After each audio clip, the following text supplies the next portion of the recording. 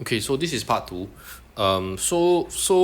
We finished requirement 1, which is how it is beneficial, and then we said that actually you can use AE, you can also use PE to justify how it's beneficial, right? So there's less wastage of scarce resources because you look, they are not complacent, and look at the extent of the deadweight loss. It has shrunk so much. Okay, but then increased competition does not necessarily mean it's just a good thing.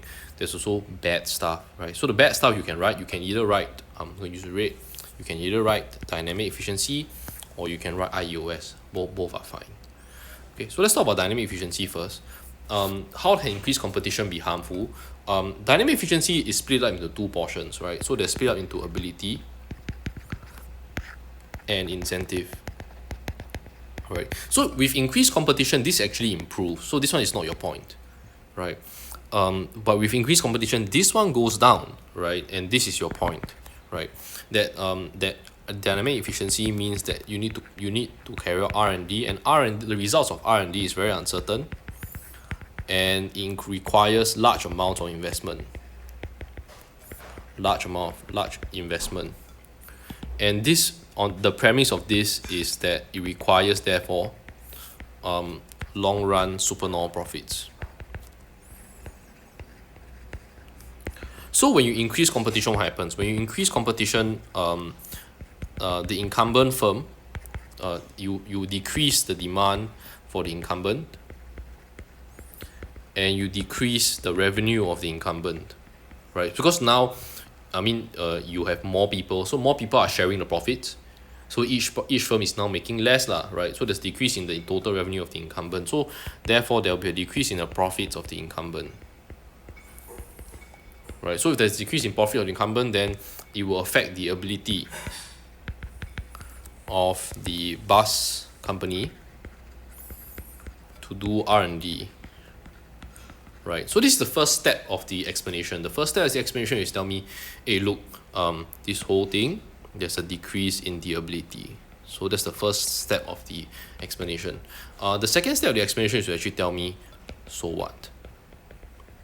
So what if there's a decrease in the ability? So R&D can be split largely into 2 sections. One is process innovation,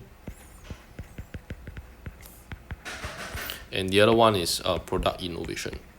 So what is that you lose out on these 2 things? So for example, you lose out on potential funds that can be channeled into process innovation, like for example, better bus scheduling,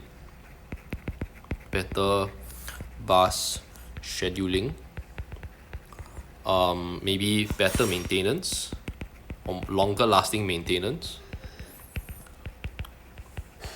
And then this can mean a decrease in cost, and the decrease in cost can be passed on to consumers to keep bus services affordable.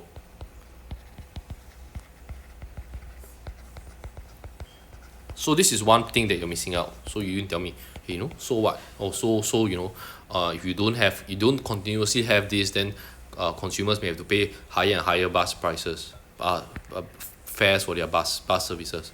Some of you also mentioned this, that if you might lose out on product innovation, like for example having greener buses that benefit the environment for various consumers, right? So you need funds to do the R&D to get those new buses out. That's one.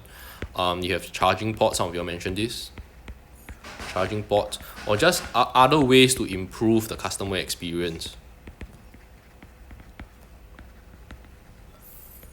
So this can be things like maybe those bus arrival timings that you see these days, arrival timing boards.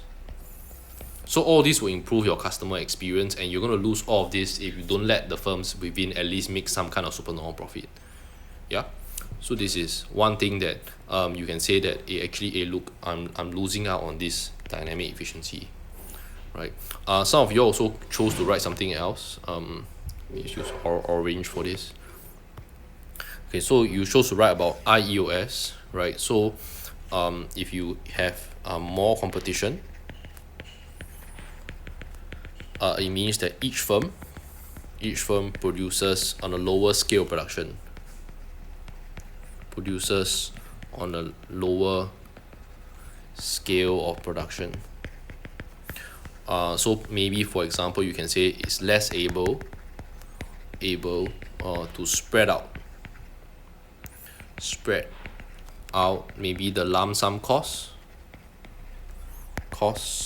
of running a bus service. Because I mean, if you run a bus service for 100 different numbers and versus 10 numbers, the maintenance cost could be the same. Yeah, you still have to hire 3 or 4 engineers only, right? But so if you run 100 different number services, then it's more worth it lah, right? And you get to spread the lump sum cost over a larger output. So spread lump sum cost of running bus service over a larger output, right? So this means a decrease in average cost, and in order for the firm to at least make normal profit, they have to raise prices for consumers, right? And so this is actually not a good thing if you are letting more people come into the bus industry to have more competition. Yeah. So things that are not beneficial could be you compromise on dynamic efficiency. Could be you compromise on IUS. These 2 points are both possible. Yeah. For conclusion, this is 15. 15 is 10 plus 5. So 5 is the evaluation. You can I'll leave you to read the explanation yourself, but for evaluation maybe I think offhand you can write maybe something like, actually personally if you ask me, I think it's a good thing that you have more competition. Yeah, because the bus services are a duopoly. Okay, a duopoly meaning there's only 2 players in the market lah. It's either SMRT or SBS, and they are both government run.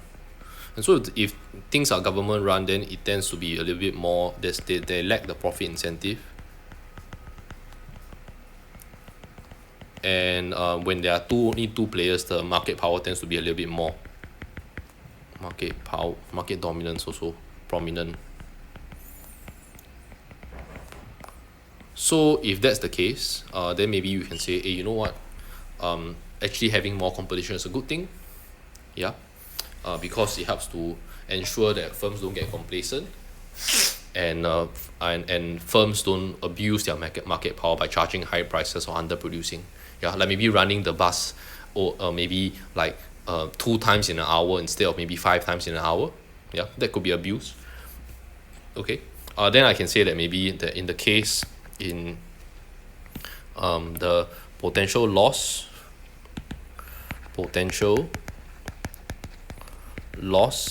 in dynamic efficiency and the IEOS is not likely significant. And the reason is because actually in the new bus model, the government is the one that owns all the buses. So actually the fixed costs that the firm has to come up with is very, very minimal. And so there isn't much IEOS to be reaped lah. I don't think it's going to eat into the firm's profits a lot, because come on, the maintenance and the bus fleet is all owned by the government anyway. Yeah, so the potential loss in D and IEOS is not significant because government owns and services the bus fleet,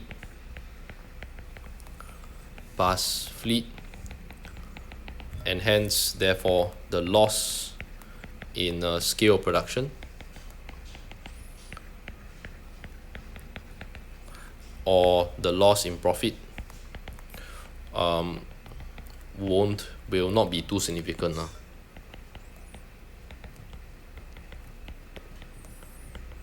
So you can write something like this. Okay, now I'll leave you to read the evaluation yourself from the mark scheme.